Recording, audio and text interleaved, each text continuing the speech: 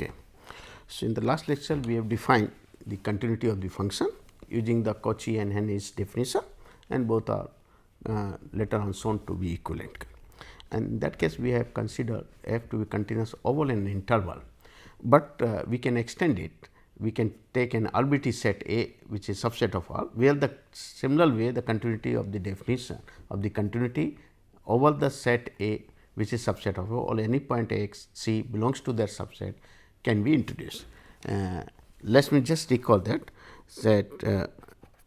we say let A, which is a subset of R, a non-empty subset of R, a continuous subset of R, let F is a mapping from A to R, and let C be a point in A. Then we say F is continuous at the point C if for a given f sin r greater than 0 there exists a delta depends on f sin r and the point C such that the mod of f x minus f c is less than f sin r provided mod of x minus c is less than delta. So, for if x is any point in this set satisfying this, then the correspondingly we get this. If f fails to be continuous at C, then we say means if this condition does not hold, then f fails to be continuous at C, then f is said to be discontinuous function. F is discontinuous at C. And in the neighborhood form we can say in the neighborhood form is a function A f from A to R is continuous at x equal to C belongs to A if and only if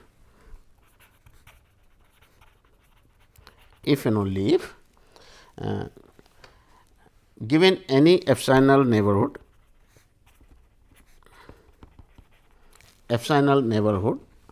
say V epsilon depends on of f c, given any epsilon neighborhood of f c, there exists a delta neighborhood, say V delta c, delta neighborhood of C, such that if x is any point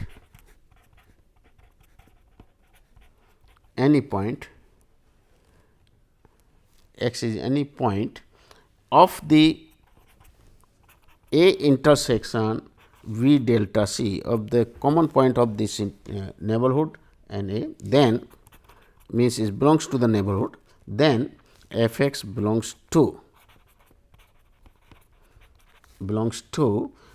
V neighborhood of epsilon neighborhood of f c. That is the image of this image of this interval, the delta neighborhood of C will be contained in the epsilon neighborhood of f c. That is what it says. And we have seen that graphically also, that if here say this one is there. So, this is our function and here this is our say delta. So, this we get B delta C, here is our epsilon, this is V epsilon f c, C is point somewhere here, here is f c, this is f c where the C is there. So, we get given any epsilon neighborhood of f c, there exists a delta neighborhood, this is the delta neighborhood B delta C, such that image of any point in this will fall inside it, then it is a continuous function. So, here C is a point in this neighborhood. Now, it may or may not be the limit point, but if C is a limit point, if C belongs to A, is a limit point or is a cluster point, that is the limit point and cluster point of A, then the continuity of definition can be written as then f is continuous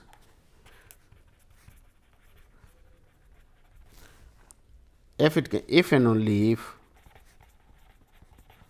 the limit of this f x when x approaches to C is f of C.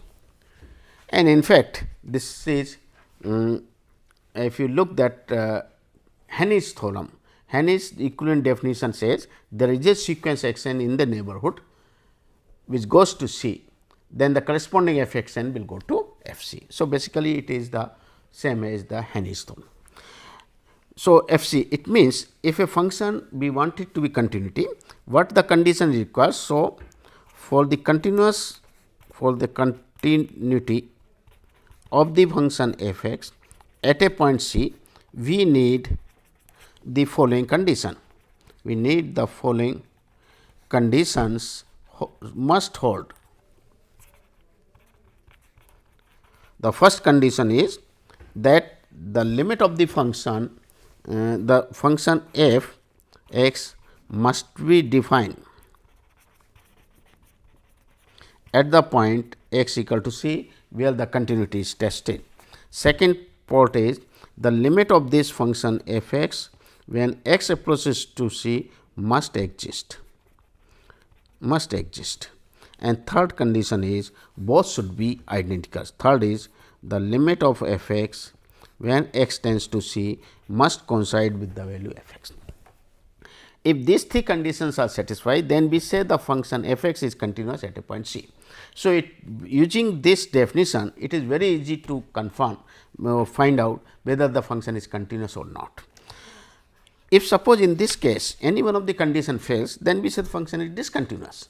So, again there are different type of discontinuities that we will discuss later on, that if suppose the function is defined, limit exists, but both may not be equal, then in that case the discontinuity will be the removable discontinuity and so on and so forth. So, that part we will take up later. But using this definition we can show many examples. Suppose I take f x equal to x square, and we claim is a continuous function on the entire real line R, because let choose C as any point in R. Then what is the limit of f x when x tends to C? As we have seen already, this is C square, which is the same as f of C. So, it is continuity follows. Similarly, the function f x, all the polynomials they are also continuous function. Sine functions, cosine x, tan x, where the denominator is not 0, denominator is different from 0. These are all functions e to the y etcetera, all continuous functions and follows from this definition easily. So, we are not touching we are not going in detail the proof of this, but take the limit of this, and so much we have already discussed the limit of various functions, and that will help in identifying whether the given function is continuous or not.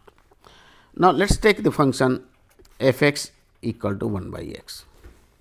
Now, f x equal to 1 by x, this function when x is continuous over the set, continuous on the set A of all real numbers where it is positive. Because if we take C any point in A, so obviously C is greater than 0. So, limit of f x when x tends to C is nothing but 1 by C, which is the value of the function at C. So, continuity follows, but f of x which is 1 by x is not continuous at x equal to 0, because it is not defined at x equal to 0. So, there is no question of continuity lies here. But similarly, if we take the function sin x, f x equal to signum of x, this function is not continuous at 0.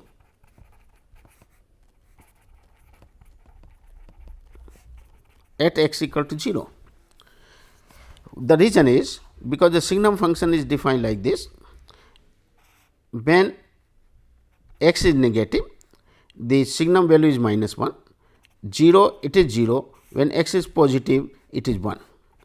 So, signum function, this is the function which is defined as 1 if x is positive, 0 when x is 0, and equal to minus 1 when x is negative. So, when you take the limit of this signum function as x tends to 0, the limit will go to 1 and minus 1 when x is tending to 0 from positive side, or when x is tending to 0 from the negative side, and therefore, limit does not exist. Limit does not exist at x equal to 0. So, it is not a continuous function. Another example, which is also very interesting example, let A be the entire real line, and f is defined as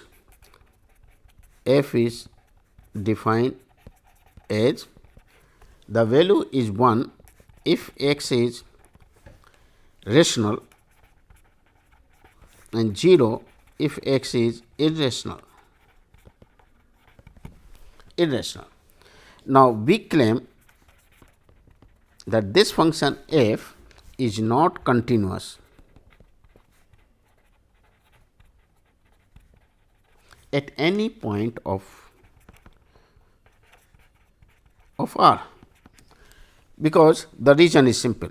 Because suppose I take a point C, let us take if C test it at C, which is a rational number, say. Okay. Now, every rational number can be approximated by means of the sequence of irrational. So, there exists a sequence x n of irrational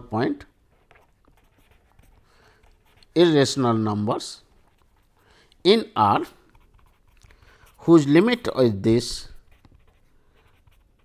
is C. But what is the behavior of what is the value of x n? But x n, when x n is rational, is 0 always for each n. Therefore, the limit of this f x n when n tends to infinity will also be 0, which differs from the limit, but limit is C, because C is a rational number. So, the value of this is 1 according to this. So, it is not continuous at any rational point inside. Similarly, we can show that it is also discontinuous at every irrational point. Every irrational points in the real line R in a similar way. A function, however, is modified and made it rational at some point, and that function is, let us define, let A be the set of all real number which are greater than 0, positive. Then define the function, define h, function h follows.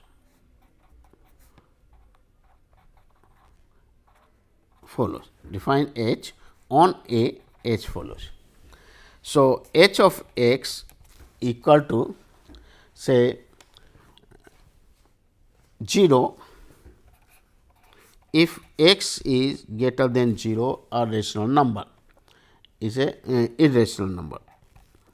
If this is irrational number, we are taking h of x to be 0 and equal to 1 by n if x is a rational number m by n which is in the lowest form, m by n which is in the lowest form, natural number m n n, and the lowest form is that means m n is 1.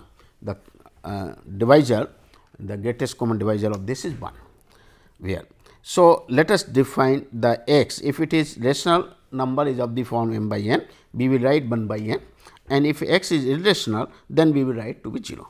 Now, we claim that h, this function h is basically is discontinuous at every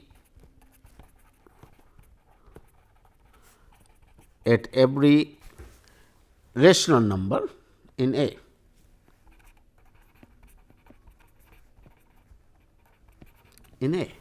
But it is continuous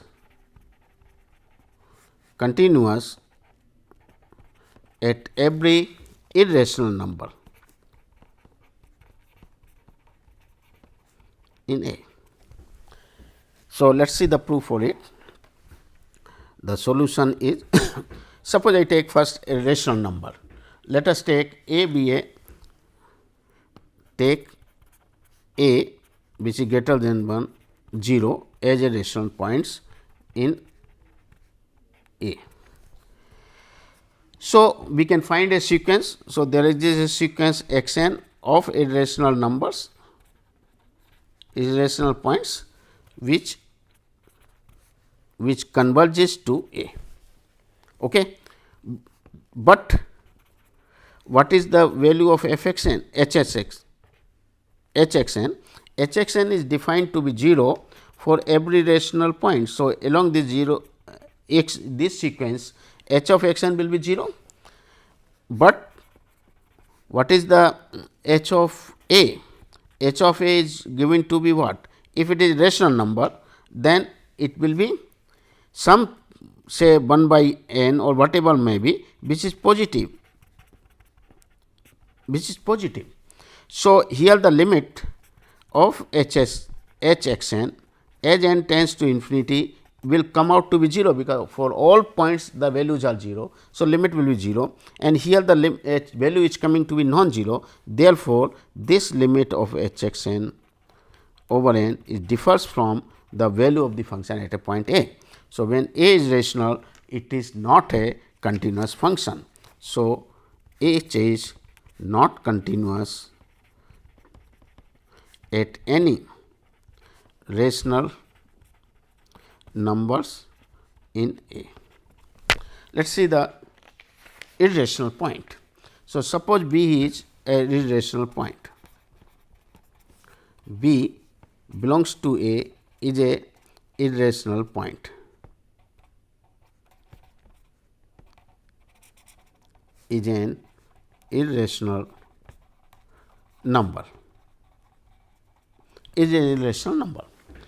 So, when B is irrational, let us choose epsilon r greater than 0. So, for this given epsilon r, we can identify a integer. So, a natural number. So, there exists a natural number n such that 1 by n naught can be made less than epsilon r, which is possible by our Archimedean properties. So, this. Now, let us consider an interval. The interval, if I take the interval b minus 1, b plus 1.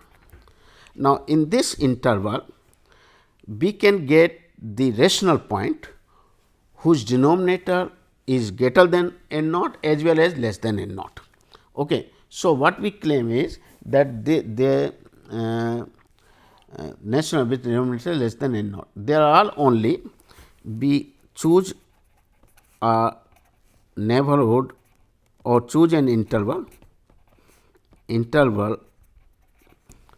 b minus 1 b plus 1 and choose an interval, then there are obviously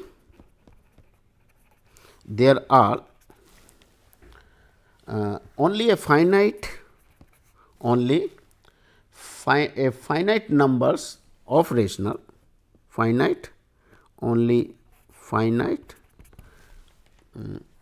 number of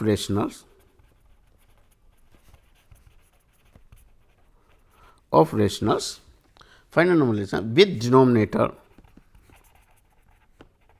denominator less than n naught, because obviously when this denominator is less than n naught, it will greater than n naught, this will follow and b minus 1, here b will get somewhere number. So, it will approach towards this number. Okay. So, v is any arbitrary number we can get. Hence, we can choose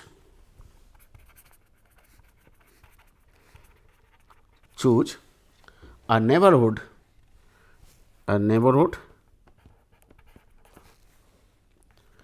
b minus delta b plus, excuse it.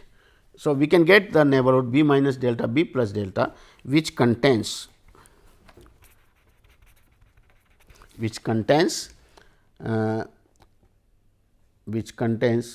no rational number with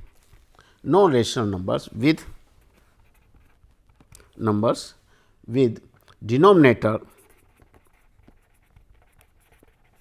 less than n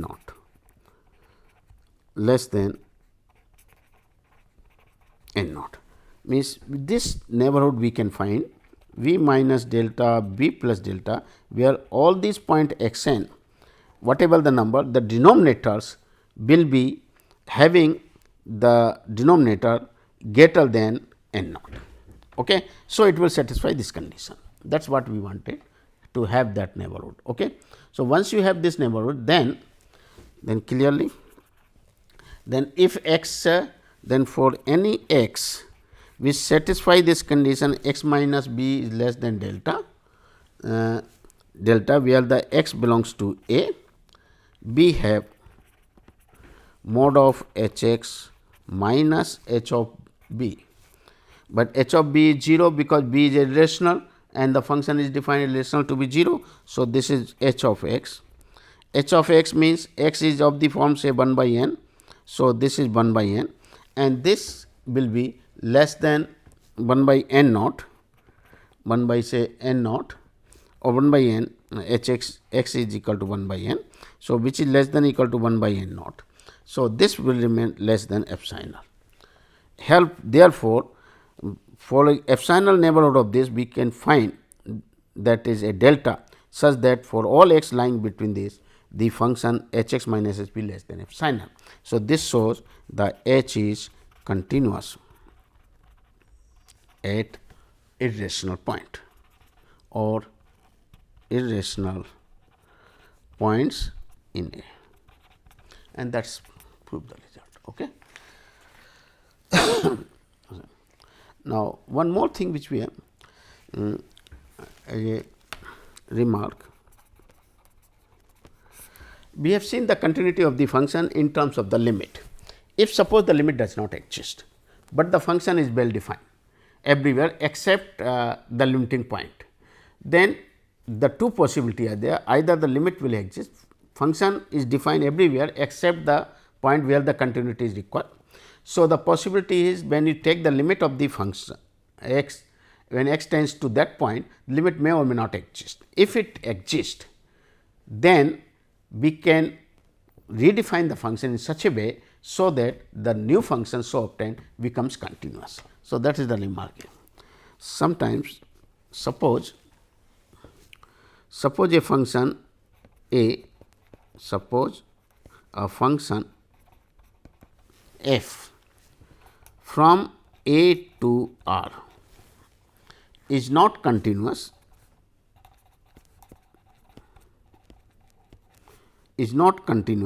because the value of the function at that point is not continuous at a point c,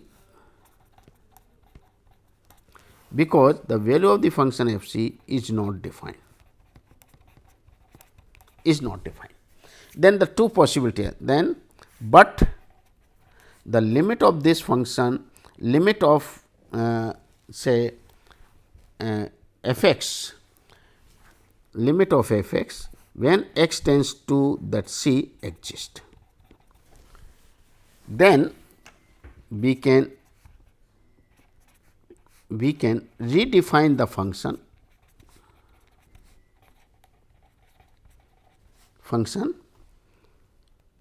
capital F as follows.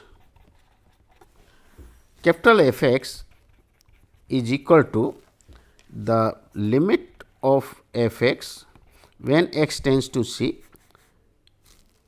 for x equal to c, we are defining this, and f of x for x belongs to a, which is not c, different from c, minus c, okay, minus c, that point. The function is not defined, in fact, is c.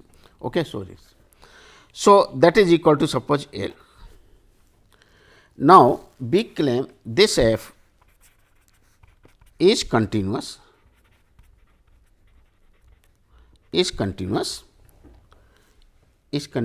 at c, because f is already given to be continuous function except at and is continuous except at the point c. So, when you take any point x, function f x is not defined only at c and rest of the point it is defined. So, when you take the limiting value of the function f x, this is comes out to the value of the function f at the point c.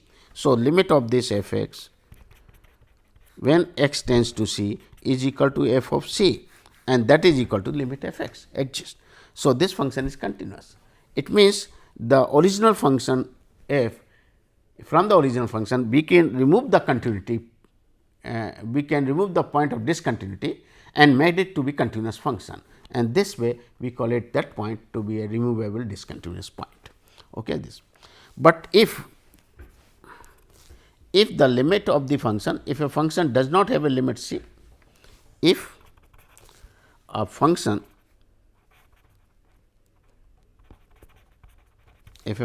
g from a to r does not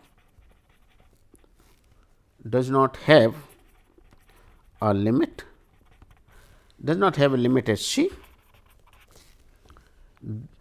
does not have the limit at c, then there is no way,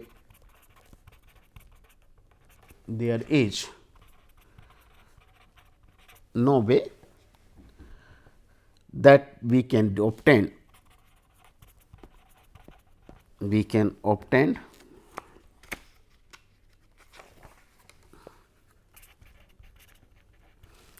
there is no way that we can obtain a function g A union C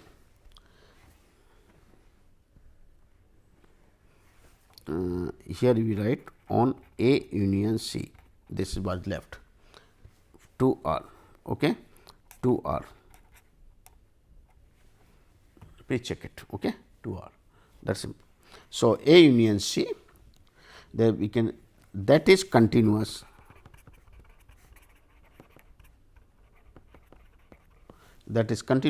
at C by defining